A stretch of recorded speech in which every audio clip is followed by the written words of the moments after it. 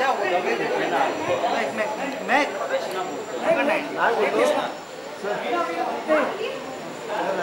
रिपोर्टरला पाठवा ना times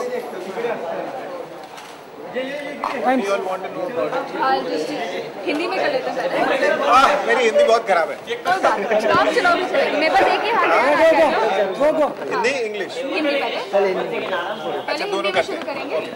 sir ये बताइएगा, आज कोर्ट में क्या हुआ, कौन से चार्जेस लगाए गए हैं फरदीन खान के खिलाफ? कोर्ट ने चार्ज फ्रेम किया है, प्रोसिक्यूशन का केस है कि उनको चार्ज किया गया है attempt to purchase 1 gram of cocaine है, एक कॉन्स्पिरेसी का चार्ज भी है, पोजेशन का कोई चार्ज नहीं है क्योंकि प्रोसिक्यूशन का केस ही नहीं है कि उनके पास कुछ कोकेन या कोई ड्रग मिला। सर यानी इसका मतलब क्या हो जाता है, कितना आसान हो जाता है, कितनी बड़ी जीत है ये आपके लिए? जीत खैर नहीं है, ये जो प्रोसिक्यूशन का केस था वही वो प्रोड्यूस कर रहे हैं और अब हमें स्कोप मिलता है आगे का डिफेंस बनाने के लिए। जिस तरह से आपने कहा कि खरीदने में इनका आरोप जो है सिद्ध हुआ है, तो ऐसे में कितनी पनिशमेंट हो सकती है? क्या अटेम्प्ट टू परचेज के लिए जो मैक्सिमम पनिशमेंट होती है वो एक स्मॉल क्वांटिटी के लिए है, जिसकी पनिशमेंट 6 महीने से 1 साल के अंदर। यानी आपको लगता है कहीं ना कहीं एनसीबी की एक बड़ी हार है, क्योंकि वो हमेशा मेंटेन करते आए थे कि फरदीन और नासिर दोनों के पास एक 9 से 15 ग्राम कोकेन मिला था, जिसके लिए सजा 10 साल तक हो सकती थी।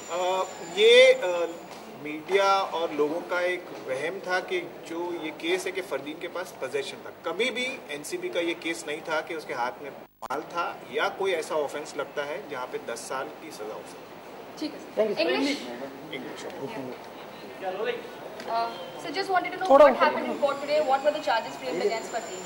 Finally, the charges are framed in Fardeen Khan's case, and after 11 long years, the court has framed charge against Fardeen on some counts. One of them is attempt to purchase 1 gram of cocaine. The other is conspiracy.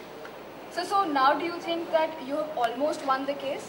Not really. This is the prosecution case. There's no winning or losing right now till the trial is concluded. Except that now we know where we are heading for and what defenses we can take. But it's obviously a big blow for NCB, who always maintained that Fardeen and Nasir both had 15 grams of cocaine on them. That was never the case, and I don't know how it was coming in the media or to people's knowledge that Fardeen was in possession of 15 grams. It was never the case of prosecution. It was always attempt to purchase 1 gram of cocaine. So now what happens next, sir? We will take the next stage when it comes, and we will now chalk out our defenses. All right. Thank you. Thank you.